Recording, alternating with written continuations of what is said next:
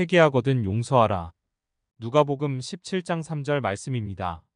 너희는 스스로 조심하라. 만일 내 형제가 죄를 범하거든 경고하고 회개하거든 용서하라. 만일 하루에 7번이라도 내게 죄를 짓고 7번 내게 돌아와 내가 회개하노라 하거든 너는 용서하라 하시더라. 아멘. 이번 주 대표기도 때 용서에 대해 기도한 내용입니다. 모든 사람의 문제를 알고 계시는 하나님 아버지. 우리가 세상을 살아가면서 날마다 순간마다 문제를 만나게 됩니다. 교회 안에서도 이 모양 저 모양으로 시험을 당할 때도 있습니다. 하나님께서 저희들을 용서하여 주신 것처럼 서로 용서하는 삶을 살게 하여 주시옵소서. 아멘. 용서를 해주고 용서를 받는 것이 참으로 어려운 것임을 압니다.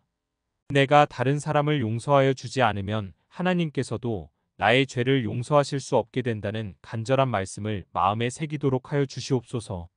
우리들이 하기 힘든 어려운 문제를 하나님 앞에 놓고 기도할 때 전능하신 하나님의 은혜로 모든 문제들이 해결함 받을 수 있게 역사하여 주시옵소서. 그리스도인들은 하나님께 큰 죄를 용서받았기에 용서를 하면서 살아야 한다는 의무감이 마음 한가운데 늘 있습니다. 돌아온 탕자를 용서해 주시는 아버지의 사랑을 대하면서 눈물을 흘리면서 감사를 하였고 1만 달란트의 빚을 탕감받았기에 100데나리온의 빚을 진 사람을 용서해 주며 살아야 한다는 믿음이 늘 마음에 있을 것입니다. 어떤 교회 권사님께서 말씀을 하셨습니다. 돈만 불을 빌려간 사람이 돈을 갚지 않기에 고민하다가 결국은 용서를 해야 한다는 주님의 음성을 듣고 용서를 해주었습니다. 그런데 슈퍼마켓에 갔을 때 계산대에서 그 사람을 만나게 되었는데 물건을 가득 싣고 계산을 하는 것을 보면서 용서의 마음이 사라져버리더라는 이야기를 하였습니다. 권사님은 돈이 아까워서 물건을 알뜰히 조금 사가지고 나오는데 권사님에게 만불을 빚진 사람은 물건을 가득 싣고 마음대로 펑펑 쓰는 것을 보고 마음이 상했다고 하였습니다. 주일날 어느 성도님에게 하소연을 들었습니다. 교회 안에서도 식당에서 일을 하면서 교회의 부서에서 일을 하면서 부딪히는 일이 많이 있다고 하였습니다. 서로 보수도 받지 않고 자원하여서 봉사를 하는 곳인데 명령을 한다든지 하면 상처를 받는다는 것입니다. 그렇게 한번 부딪히고 나면 교회에 나오면 기쁨이 없게 됩니다.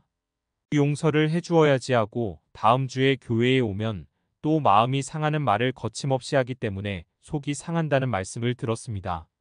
인간이 인간을 진심으로 용서를 해준다는 것이 힘이 듭니다. 그러기에 자식을 죽인 사람을 양아들로 받아들인 손양원 목사님을 위대하신 분으로 보게 되는 것입니다. 예수님께서는 자기를 죽이려고 창을 찌르는 병사들을 용서해 주시고 저들의 영혼을 위해 기도하시는 용서의 예수님을 바라보는 시간입니다.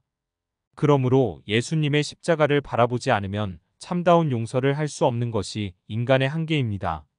나에게 죄를 지었고 빚을 갚지 않았으며 상처를 준 사람을 형식적으로 용서를 해준다면 십자가에 달리신 예수님께서도 진심이 아니고 형식적으로 용서를 해주실 것입니다. 그런 용서라면 구원의 문제를 확신할 수 없게 되는 것입니다. 하루에 7번이라도 용서를 해주어라고 말씀하시는데 저는 이 땅에 살면서 용서를 해주어야 할 사람보다 내가 용서를 구해야 할 사람이 많다는 것을 깨닫게 됩니다. 무엇보다 사랑하는 아내에게 용서를 구합니다.